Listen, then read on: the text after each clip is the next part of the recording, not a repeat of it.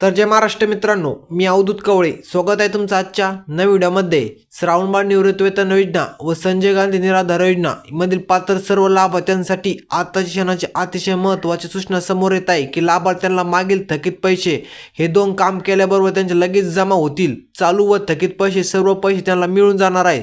त्यामुळे तुम्ही फक्त हा व्हिडिओ शेवटपर्यंत पहा। मी जे स्टेप सांगणार ते स्टेप तुम्ही फॉलो करा, तुमचे 100 का 100% तुमचे पैसे मिळून जातील। फक्त तुम्ही हा व्हिडिओ शेवटपर्यंत पहा। त्या जर तुम्ही आपल्या चॅनलवरती नवीन आला असाल तर चॅनलला आत्ता सबस्क्राईब करा आणि व्हिडिओ लाईक करून व्हिडिओ जास्तीत जास्त शेअर करा।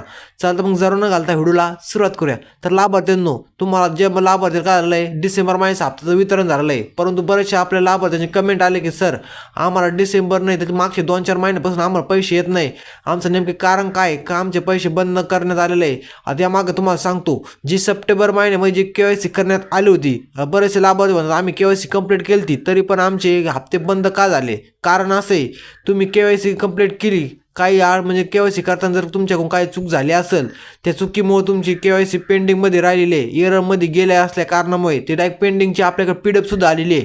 त्या PDF जर तुमचं नाव असेल तर तुम्हाला KYC जी PDF आहे जी अनसक्सेसफुल झालेली आहे त्याच्यात जर तुमचं नाव असेल तर तुम्हाला लाभ भेटत नाही।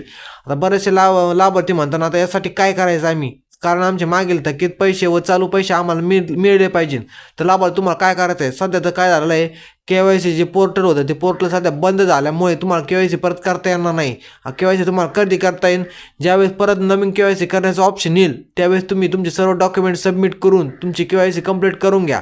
त्यावेळेस जर तुमचे KYC कंप्लीट झाले, जर तुमचे पैसे पेंडिंगमध्ये पडले असेल तर तुम्हाला थकीत पैसे सुद्धा मिळून जातील व इथून पुढे जे चालू पैसे आहेत ते सुद्धा तुम्हाला रेग्युलर चालू होतील।